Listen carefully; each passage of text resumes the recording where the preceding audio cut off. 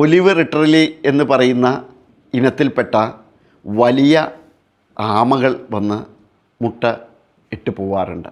ഏകദേശം 6 അടിയോളം താഴ്ചയിൽ ഇവർ കുഴി കുഴിച്ച് അതിനകത്ത് 10, 50, 60 മുട്ടകൾ നിക്ഷേപിച്ച് അത് മണൽ കൊണ്ട് മൂടി തിരിച്ച് കടലിലേക്ക് പോവുകയാണ് ഈ ആമകൾ ചെയ്യാറുള്ളത്.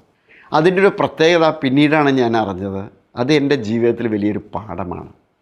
ഭൂമിയിൽ അമ്മയെ കാണാതെ വളരുന്ന ഏക കുഞ്ഞുങ്ങൾ എന്ന് പറയുന്നത് ഈ ആമക്കുഞ്ഞുങ്ങളാണ്.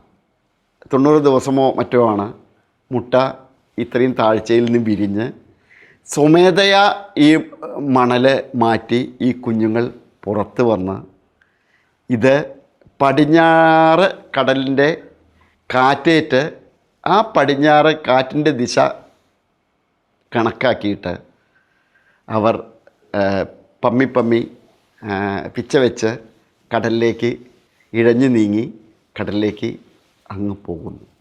ആ പടം ഇന്ന് ഞാൻ എൻ്റെ മനസ്സിൽ തന്നെ സേവ് ചെയ്തിട്ടുണ്ട്. ഇന്നും എന്നെ സംബന്ധിച്ച് ഒരു അത്ഭുതമാണ്, അതൊരു അറിവാണ്.